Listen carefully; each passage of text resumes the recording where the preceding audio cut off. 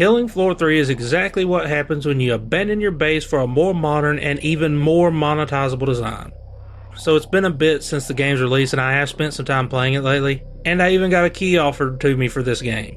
But it turns out I didn't need it because it already got thrown into PlayStation Plus. That shows you how well it's doing. And honestly, that is the only way that I would recommend you play this game. They have made a lot of mistakes here that have turned off their hardcore fan base. And for good reason.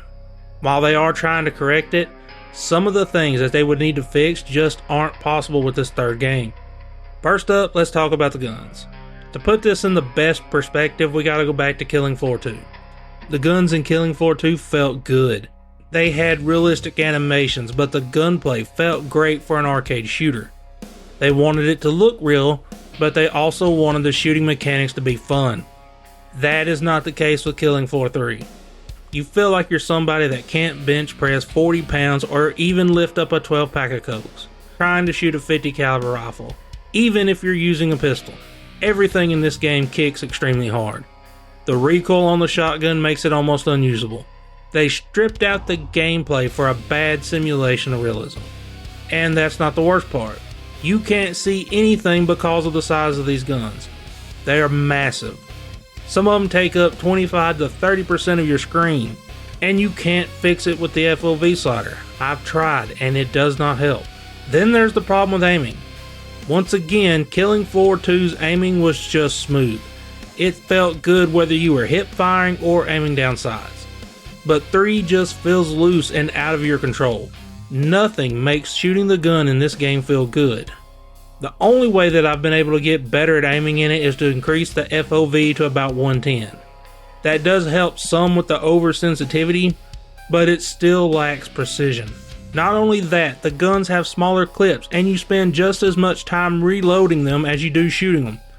It's so weird that everything in this game is just such an unbelievable regression from the second one. But that fundamental shift in gunplay isn't the only problem. The game is not fun to play solo, at all. But if you do have some friends to play it with, you can have a good time with it.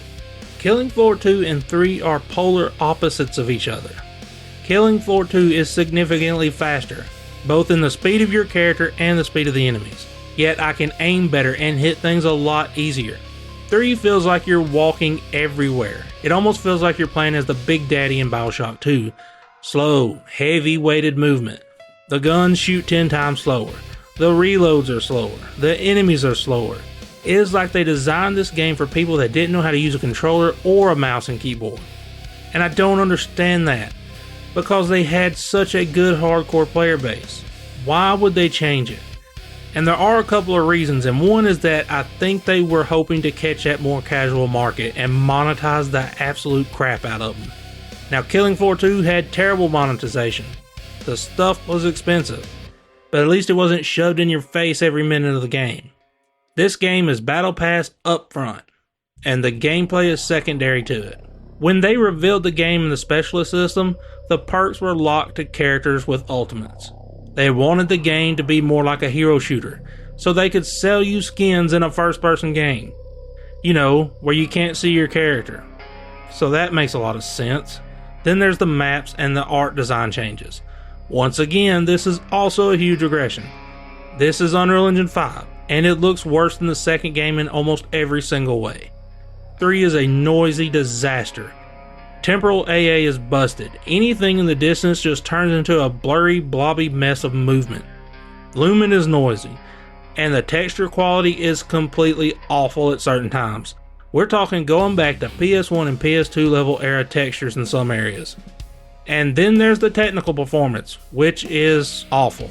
If you haven't played the game on PC in a while, and say you go to play it, you have to sit and wait for what feels like 10 to 15 minutes to let shaders compile.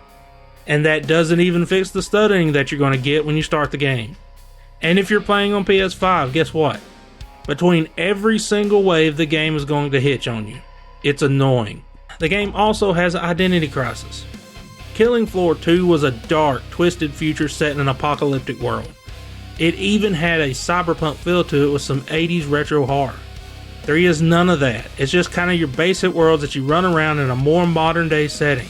Nothing in it stands out in any interesting way. And every single level in Killing Floor 2, you had these hidden little collectibles that you could run around and hunt for. That's gone now. It's just a basic wave shooter.